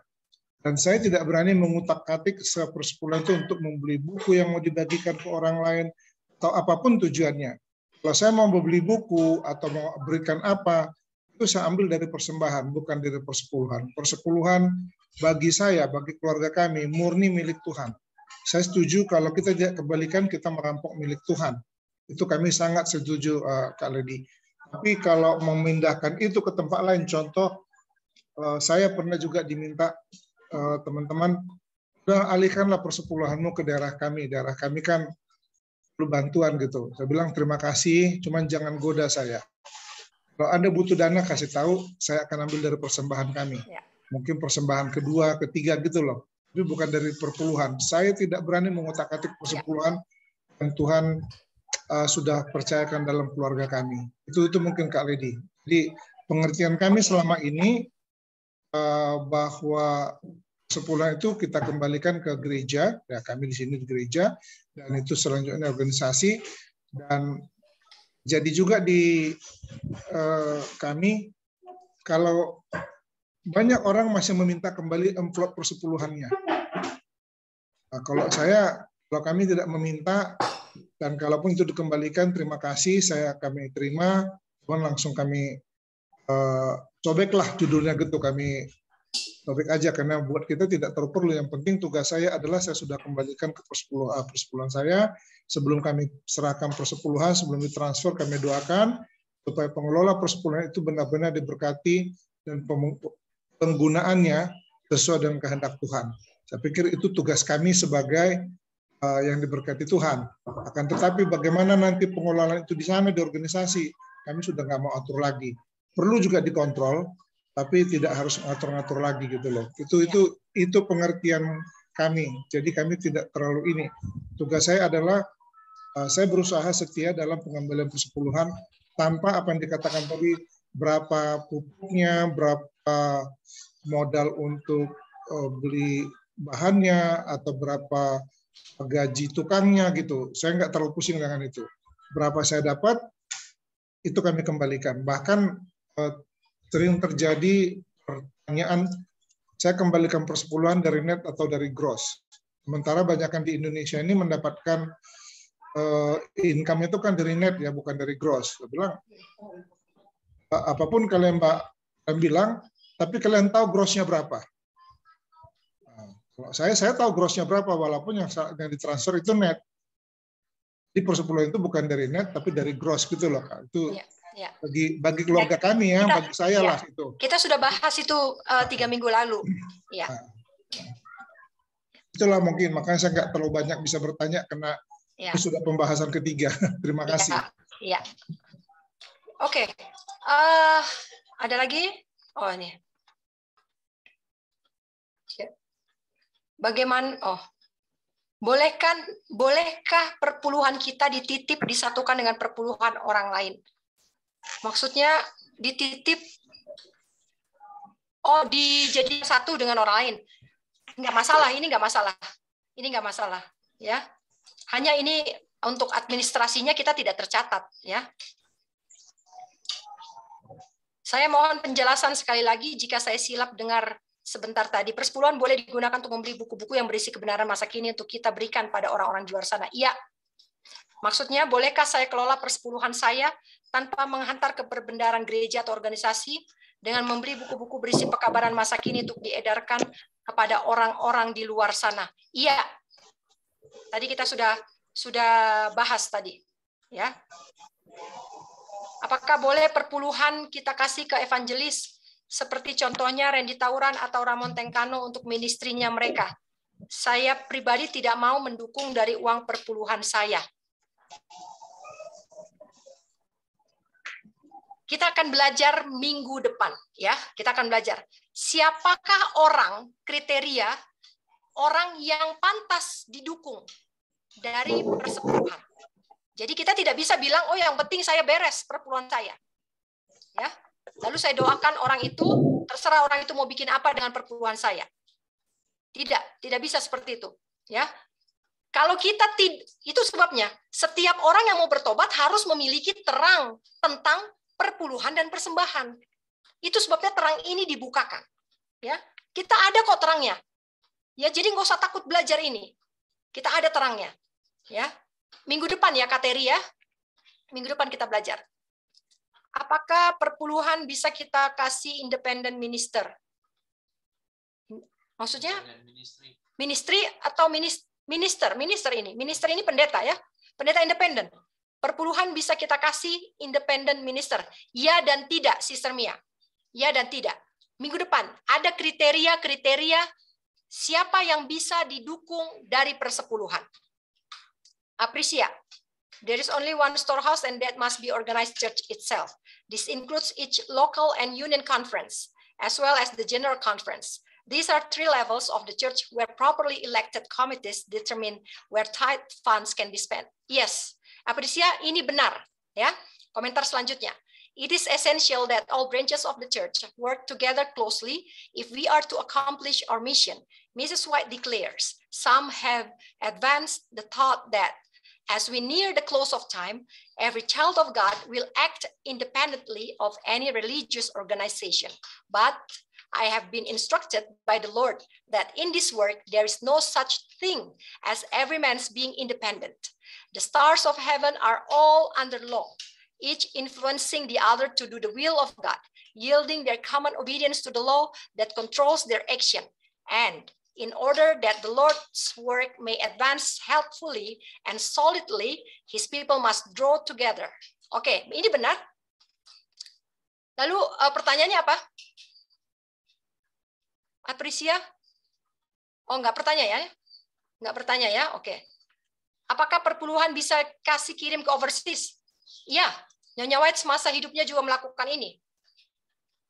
Oke.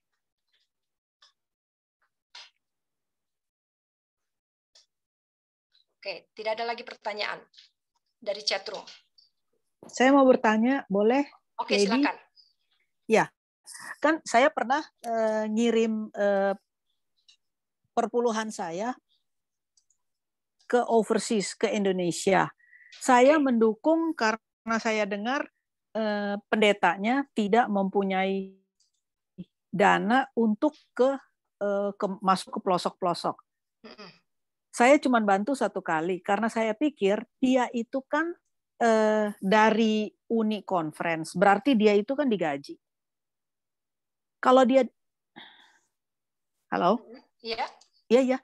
Kalau dia itu digaji, berarti kan dia enggak ada kesulitan dong untuk menginjil ke daerah-daerah, ke pelosok-pelosok.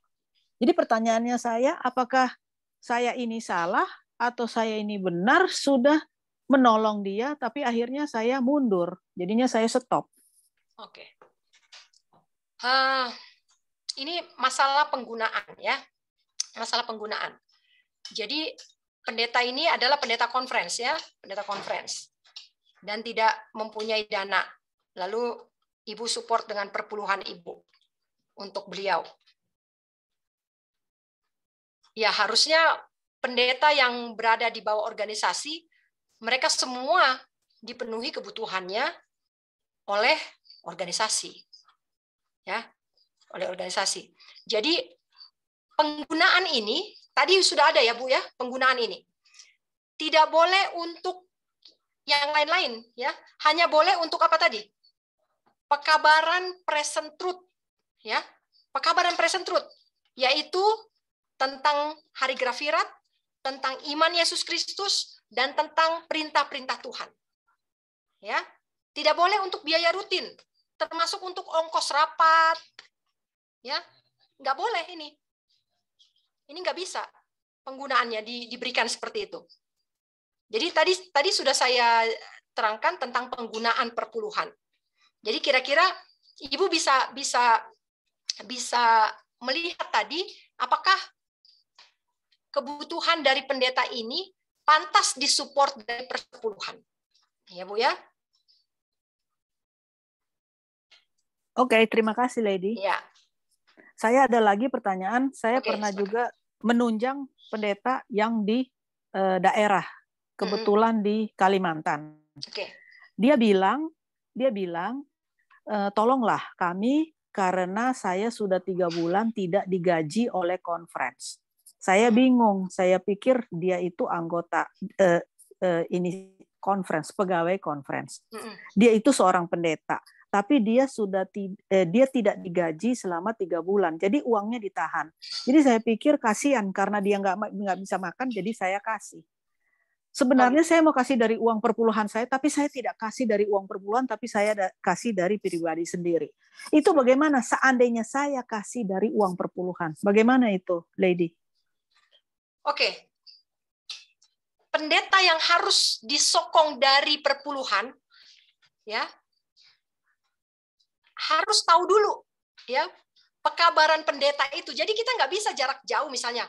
Oh, yang penting dia pendeta, dia sudah diurapi lalu berhak atas perpuluhan. Enggak begitu. Ya, terang yang kita miliki percuma kita punya terang kecil. Kalau kita asal-asalan, ini terang kecil ini detail. Ya. Ini menuntut penyelidikan yang menyeluruh. Kita dikasih Tuhan hikmat.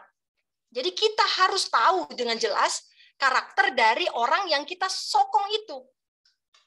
Ya. Ini harus menjadi pertimbangan kita. Jadi saran saya, kalau kita tidak kenal dengan pribadinya, ya, jangan gunakan persepuluhan untuk menyokong. Minggu depan kita akan belajar ya, secara lebih detail lagi.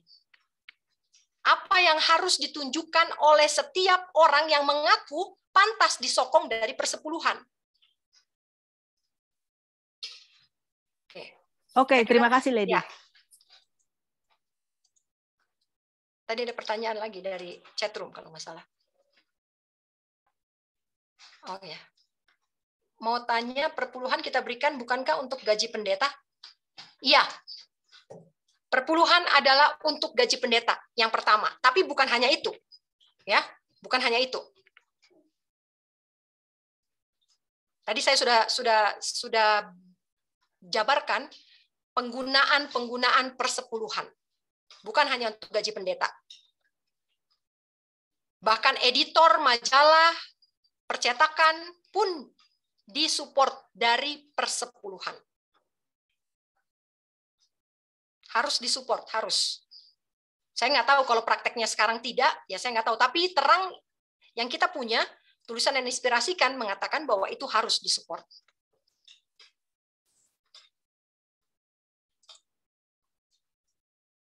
Ya, jadi gaji pendeta bukanlah satu-satunya tujuan penggunaan persepuluhan.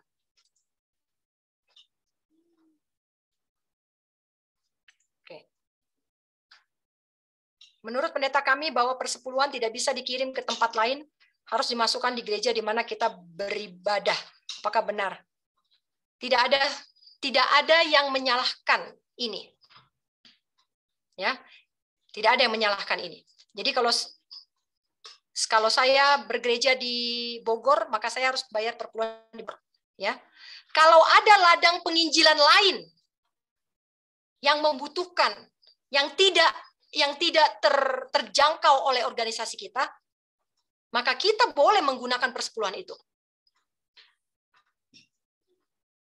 Tapi ingat bahwa kalau kita tidak punya terang yang lengkap, kalau kita tidak punya roh yang kuat, maka kita akan berada dalam resiko pelanggaran yang sangat besar.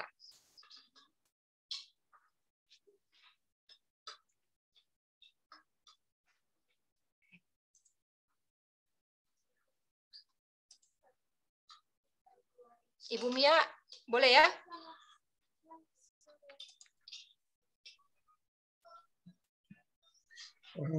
Maaf Bu Lady, Ya. kalau boleh saya ganggu sebentar. Oke, ya. Itulah makanya di gereja, khususnya di Indonesia, pengertian daripada perbendaharaan rumah Tuhan itu, gitu loh.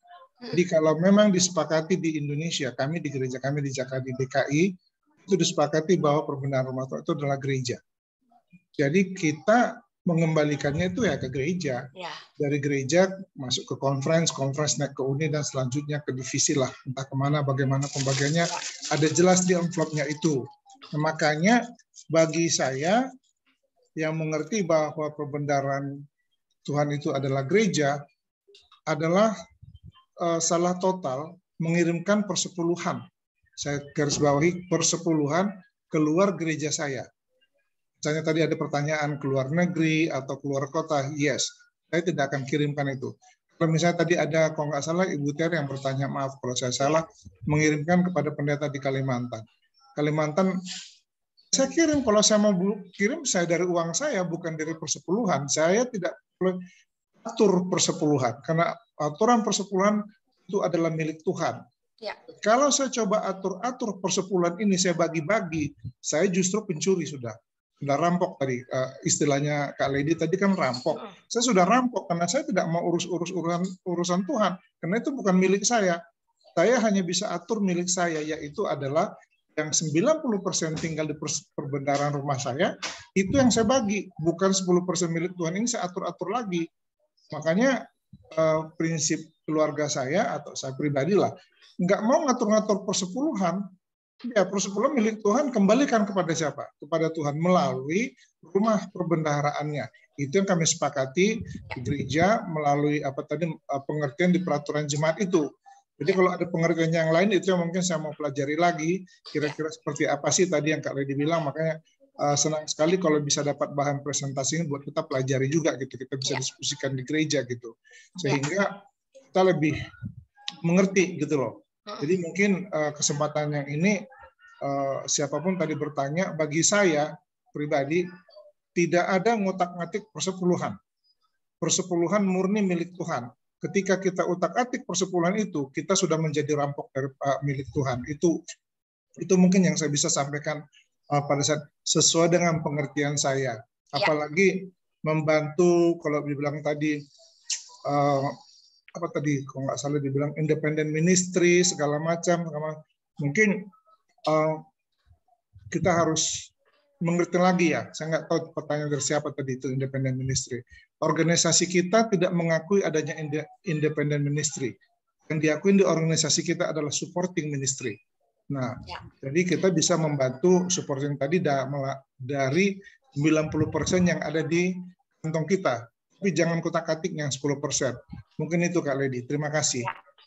Tidak masalah kalau kesepakatan itu tidak masalah, tapi kita belajar dari tulisan yang diinspirasikan. Tidak ada yang menyatakan itu salah. Ya? Tidak ada yang menyatakan itu salah. Saya berbicara bukan berdasarkan peraturan lokal, tetapi saya berbicara berdasarkan tulisan yang diinspirasikan. Kesaksian dari Roh Nubuat. Ini yang saya bawakan. Ya. Jadi kalau itu kesepakatan yang disepakati keluarga, yang disepakati gereja, tidak masalah. Tidak masalah. Saya katakan apa yang berdasarkan tulisan yang diinspirasikan, ya. Tidak ada yang menyatakan itu salah.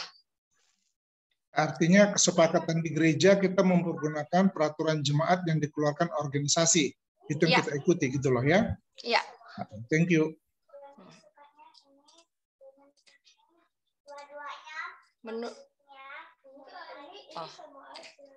Oke. Tidak ada lagi pertanyaan. Sebentar Kak. Oh ya, Grace. Silakan Grace. Saya pernah nanya, kalau misalnya CL, itu gimana perpuluhannya gitu kan? Iya, iya. Maksudnya dalam hal ini kita nggak dalam bentuk uang, tapi apa? Hasil bumi. Iya. Nah, itu kan terus tidak ada pendeta terdekat. Nah, itu gimana Kak? Ya, itu dia.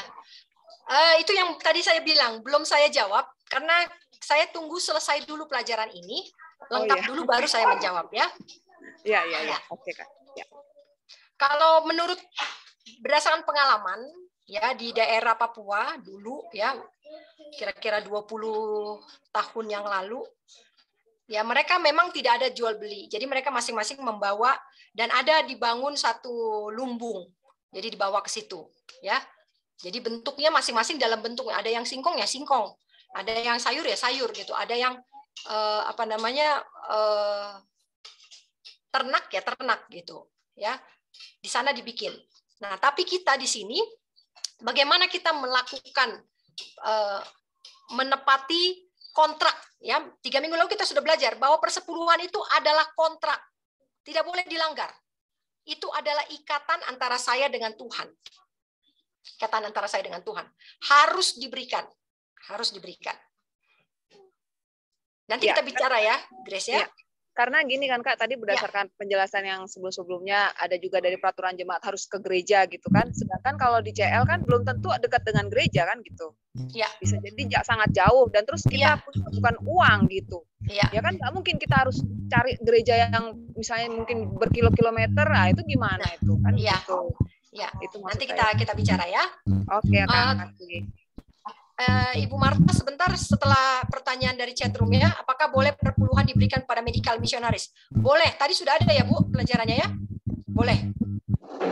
Boleh diberikan kepada medical missionaries. Medical missionaries layak disokong oleh persepuluhan.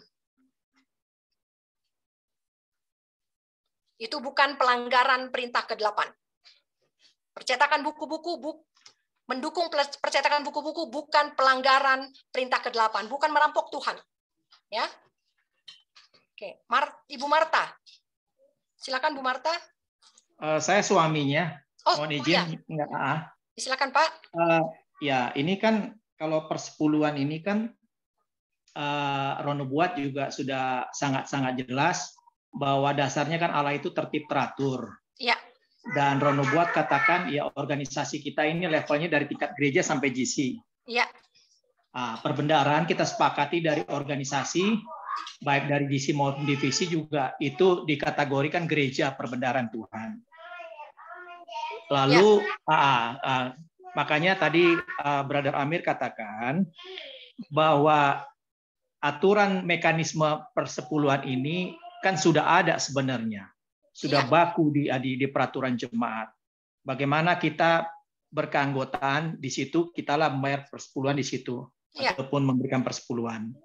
Nah, kalau menurut saya kalau di luar itu berarti kita sudah menyalahi aturan organisasi. Tapi tidak berdosa, Pak. Tidak berdosa.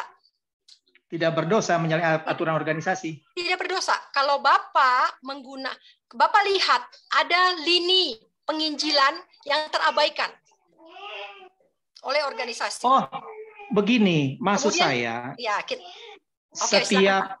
setiap organisasi kan ada mekanismenya. Ya. Nah, itu mekanismenya itu kan sudah ada aturan per departemen seperti apa pembagiannya, pos-posnya sudah sangat jelas. Saya rasa kalau diuraikan itu dari working policy sudah sangat jelas masalah persepuluhan itu. Sudah sangat jelas sebenarnya pembagiannya. Bagaimana misi penginjilan, bagaimana buat sekarang kan lagi rame AMR. Ini sudah ada sebenarnya. Tinggal sebenarnya bagaimana kerjasamanya antara umat. Baik dari level gereja, wilayah, kompres, uni, divisi, bahkan GC. Ini sudah berjalan dengan baik sebenarnya. Nah, ini masalahnya kalau kita menganut paham tertib dan teratur kita dukung seperti Rono buat, Ellen G. White juga sudah katakan, sudah sangat jelas sebenarnya di mana kamu gereja, di situlah kita memberikan persepuluhan. Nah, tadi Ibu katakan kalau kita memberikan bagaimana yang country living. Kan sekarang alat sudah canggih, bisa ditransfer, ya bisa melalui ini, ya atau bisa pindah pendeta gereja yang wilayah yang terdekat di country living. Saya rasa tidak ada dasarnya sebenarnya. Masalahnya enggak Pak, masalahnya yang country living ini tidak dalam bentuk uang Pak, jadi nggak bisa ditransfer. Oh enggak, ya country living betul dalam tidak bentuk uang, tapi kan bisa dinominalin. Contoh kalau saya, ya beda Pak, beda saya bisa, panen Pak. Satu pisang. Nggak bisa Pak. Bapak belum country living, ya. Kami yang country living tidak selalu bisa menjual Pak. Dan kami tidak selalu bisa punya nominal. Ya, sulit untuk menerangkan kehidupan country living. Ya, kalau Bapak belum pernah merasakan kehidupan yang tidak bergantung pada cash. Ya, kalau Bapak menilai semuanya dengan cash gampang. Makanya saya sulit menjawab untuk orang-orang yang country living. Karena saya tahu betul apa masalah yang dihadapin karena saya mengalami juga. Ya, maksud saya kalau country living dia untuk bisa buat makan, ya apa yang mau diberikan kan begitu. Kalau hanya cukup untuk makan. Kecuali kalau dinilai lebih, dia bisa jual ke pasar atau bisa jual sama tetangganya dengan nilai rupiah. Nah, itu bisa kita sisihkan. Tapi kalau dia hanya cukup buat makan, saya rasa nggak bisa juga. Apa yang mau ukurannya? Hanya bisa buat makan doang. Kan itu. Saya rasa kita kan diberikan hikmat dan bijaksana. Artinya begini, saya fokus ke tertib dan teraturnya begitu. Kita punya keanggotaan semua. Saya yakin anggota gereja Masyiat Advent itu punya keanggotanya. Kenapa punya ada anggotanya? Ya karena supaya tertib teratur semuanya. Nah, itu dasarnya sebenarnya. Kalau kita tidak diatur organisasi, ya bagaimana kita seenak udahnya, maaf kata, seenak udahnya kita bergereja. Kan Rono buat Ellen G. White sudah sangat jelas. Tidak pernah melawan, bahkan membangkang dalam organisasi. Dia pasti mendukung. Apalagi masalah persepuluhan sangat jelas. Saya banyak sebenarnya mau share mengenai persepuluhan yang Ron Nubuat katakan sebenarnya. Tapi kan waktunya kita nggak tepat, nggak pas lah. Sudah sangat jelas sebenarnya pos-posnya seperti apa, untuk apa, kegunaannya. Nah kalau kita bahas teolog beda lagi. Ini zaman Abraham, Melkisedek, persepuluhan, atau zaman Perjanjian Baru, itu lain lagi. Panjang nanti kita bicara masalah itu. Nah ini harus kita luruskan. Nah kita sudah ada ideologi kita, papan doktrin. Persepuluhan diatur sangat jelas sebenarnya. Kemana perbendaharaan Tuhan itu akan diberikan. Saya rasa nggak akan sulit kalau kita memang benar-benar membaca dan memahami, mempelajari. Hanya itu saja, Sister Lady. Makasih. Oke, terima kasih. Ada lagi komentar? Tadi ada pertanyaan dari Ibu Mia tadi ya.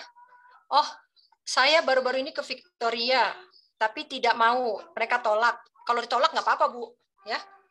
Ya mereka belum siap menerima itu, nggak apa-apa. Jangan diberikan. Mereka hanya mau terima donation, ya. Tapi mereka layak menerima itu kalau mereka memenuhi kaidah-kaidahnya. Seperti yang tadi saya bilang, ya. Mereka harus menjadi true medical missionaries. Bukan false medical missionaries. Kalau mereka tolak dan mereka tidak mau, tidak apa-apa. Nggak ada masalah. Tapi kalaupun mereka terima, Ibu tidak bersalah terhadap perintah ke-8.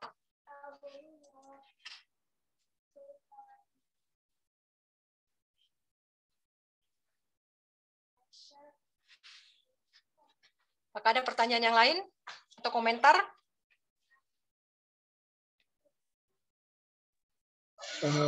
Sorry Kak Lady, saya juga apa yang dikatakan oleh suaminya Kak Marta ini barusan, saya belum country living. Tapi kami juga sudah memulai, hanya hidupnya nggak di sana. Kami hidup di kota, cuma punya lahan yang untuk mendukung country living itu. Namun apa yang kami lakukan, hasil daripada lahan itu kami bagi-bagikan kepada orang sekitar di tempat lahan itu ada, dan bahkan kami bawa sebagian pulang ke rumah dan kami bagikan sama tetangga. Akan tetapi sebelum kami bawa itu pulang, ataupun kalaupun sudah sampai pulang, kami tanya orang sekitar di sana, kalau satu tandan pisang ini kamu mau beli berapa harganya? Berapa saya bisa jual di sini? Atau singkong ini kalau 100 pohon berapa? Saya tanya harga sama mereka harganya, dan itulah dasar saya untuk mengembalikan persepuluhan, walaupun itu tidak kami makan. Kami bagi-bagikan kepada orang lain. Jadi kami tahu nilainya itu berapa, tapi tidak di country living-nya boleh dibilang tadi. Kami rupiahkan sehingga bisa diberikan persepuluhannya. Jadi itu yang kami lakukan. Dan juga dulu dari kampung masih 40-50 tahun yang lalu, kalau di belakang rumah kita ada pohon pisang atau ayam kami bertelur, bebek bertelur, papa saya selalu pergi tanya ke pasar, berapa satu harga telur ayam, berapa telur bebek, berapa harga sirsak, gitu loh. Itu diuangkan sama dia, dirupiahkan, dijadikan persepuluhannya, gitu loh. Mungkin berbeda kalau benar-benar di country living, saya tidak tahu. Cuman itulah pengalaman kami dengan buah-buahan ataupun hasil kebun, hasil yang tidak dapat dari gaji, tapi bisa kami uangkan dan kami bisa kembalikan persepuluhannya. Itu pengalaman kami. Mungkin itu ya dari suami untuk suami Kak Marta ya. Saya lupa, sorry tadi kalau tidak disebut namanya, tapi itulah pengalaman kami di rumah yang kami bisa lakukan. Terima kasih. Ya. Bagaimana caranya kalau sudah ada larangan menjual membeli? Bagaimana mau memindahkan perpuluhan dari hasil kebun? Nah ini pertanyaannya kemarin dari 3 minggu lalu ya, Brother Sulaiman, kita pending ini sampai kita selesaikan topik dulu ya. Nah ini sama ini pertanyaannya. Persepuluhan sudah sangat-sangat jelas aturan dan mekanismenya dari organisasi GMHK. Persembahan boleh-boleh saja. Tuhan untuk dukung hamba Tuhan atau kegiatan penginjilan. Tidak salah mendukung pekerjaan medical missionaries. Tadi kita sudah belajar dari awal ya.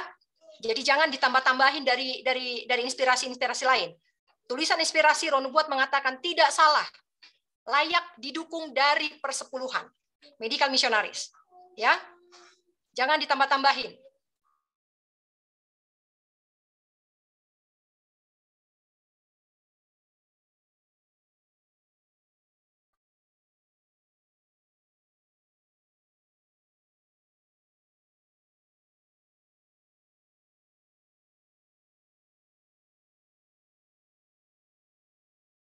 Kalau tidak ada lagi, mungkin tidak lagi teman-teman semuanya.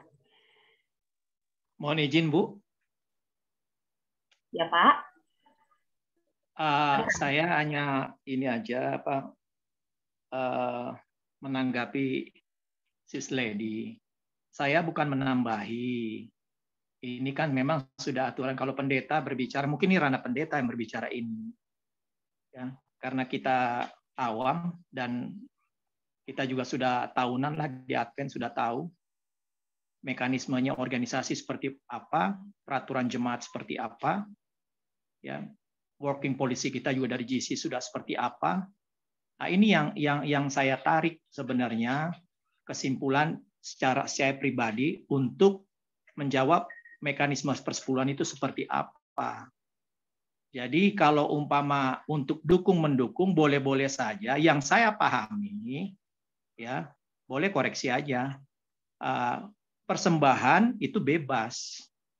Ya, kita dukung lewat persembahan. Tapi persepuluhan ke perbendaharaan kita. Nah, perbendaharaan kita, ya untuk seia sekata di dalam organisasi kita adalah gereja. Di mana-mana gereja. Boleh saudara tanya kepada pendeta-pendeta. Saya rasa sepaham semua gereja. Tetapi kalau untuk mendukung hal-hal lain di dalam penginjilan, konteks penginjilan, boleh-boleh saja secara pribadi, tetapi bukan persepuluhan. Persepuluhan itu sudah ada pos-posnya. Nah, saya nggak menambahkan, nggak salah sebenarnya. Ya, apa yang kita pelajari, cuma kita kan berorganisasi itu saja. Kalau saya salah, ya boleh dikoreksi. Ya, peraturan memang begitu. Peraturan organisasi kita. Karena kalau kita masih berdiri di dalam organisasi, gereja masih apa itu juga demikian. Ini Brother Amir Manurung, sahabat saya ini. Saya Gerson Solang. Terima kasih, Brother. Iya, Pak Gerson, selamat sore. Oke, terima kasih. Saya rasa sudah cukup untuk hari ini, karena kita akan mendengarkan closing statement dari Sis Lady, dan ditutup dengan doa penutup. Silakan. Oke, terima kasih. Perintah ke-8, jangan mencuri. Apa saja yang dikategorikan dengan mencuri, saya sudah jelaskan dalam 3 pertemuan. Saat ini, hari ini kita tiba pada topik perpuluhan. Dan saya sudah jelaskan bahwa persepuluhan boleh digunakan untuk hal-hal yang sesuai dengan tulisan dan inspirasikan. Landasan kita adalah Alkitab dan Roh Nubuat. Ya, barang siapa yang tidak berbicara berdasarkan kedua terang ini, baginya tidak terbit terang. Itu sebabnya kita harus mengerti kapan saya bersalah terhadap perintah ke-8, kapan saya tidak bersalah. Dan dalam praktik kehidupan kita, kita butuh lebih banyak kekuatan, lebih banyak terang, lebih banyak hikmat. Itu sebabnya kita perlu belajar. Kita perlu belajar sendiri. Apa yang nampak selama ini normal, kita harus selidiki dengan lebih jelas. Karena apa? Karena kita punya terang. Kita punya terang. Dan barang siapa yang bersedia untuk bertobat, mereka harus memiliki terang, khususnya tentang persepuluhan. Dan semua yang kita pelajari ini bukanlah untuk menghakimi orang lain, tetapi saya rindu untuk membagikan ini kepada kita.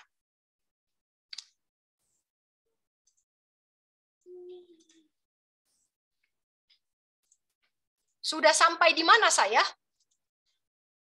Sudah sampai di mana karakter saya? Steps to Christ. Menjabarkan karakter Kristus dalam 10 tingkat. Ketika saya mengaku bahwa saya sudah menuruti perintah-perintah Tuhan. Saya sudah setia di dalam pengembalian perpuluhan. Benarkah perpuluhan itu benar-benar digunakan untuk kepentingan Tuhan? Kita bisa lihat track, tangga, level yang kita sudah naiki satu persatu, sampai akhirnya kita sampai di tangga yang terakhir, yaitu sempurna seperti Yesus. Saudara-saudara, kita harus tiba di tangga ini sebelum pintu kasihan tertutup. Kita harus tiba di tangga ini. Dan ingat bahwa penginjilan hanya bisa dilakukan oleh orang-orang yang sudah menuruti perintah Tuhan. Ini bukan kata saya, tetapi ini adalah terang yang diberikan dalam buku Steps to Christ. Ya, penginjilan, berkorban demi orang lain, ini adalah level yang ke-8. Kalau saudara dan saya rindu, ya, kalau saudara dan saya rindu, tadi kita sudah belajar bahwa penginjilan akan dibuka dengan lebih besar ketika penganiayaan dimulai. Ketika denominasi agama-agama bersatu dengan kepausan, penganiayaan dimulai, disitulah penginjilan akan terbuka dengan lebih besar. Saudara dan saya, apabila kita berminat untuk melamar pekerjaan itu, kita harus bisa pastikan saya sudah memperoleh karakter Kristus, yaitu menuruti perintah Tuhan dengan lebih sempurna. Bagaimana mungkin saya bisa menurut kalau saya tidak pernah belajar? Bagaimana mungkin saya bisa belajar kalau saya tidak mempunyai terang untuk saya pelajari? Terangnya sudah ada, mari siapkan waktu dan pikiran kita, dan jangan takut untuk mengikut terang. Walaupun kita berbeda dengan seluruh dunia ini, jangan takut. Ya, hasil akhirnya nanti adalah apakah saya serupa seperti Kristus. Ini yang akan menentukan saya benar atau tidak. Ya, perpuluhan saya diterima Tuhan atau tidak. Ini yang menentukan saya punya karakter kasih seperti Kristus. Tuhan memberkati. Kita bersatu di dalam doa. Bapa kami yang di dalam surga, kami bersyukur oleh karena Engkau telah memberikan kepada kami terang yang kecil, yang bisa kami pelajari dengan sangat jelas.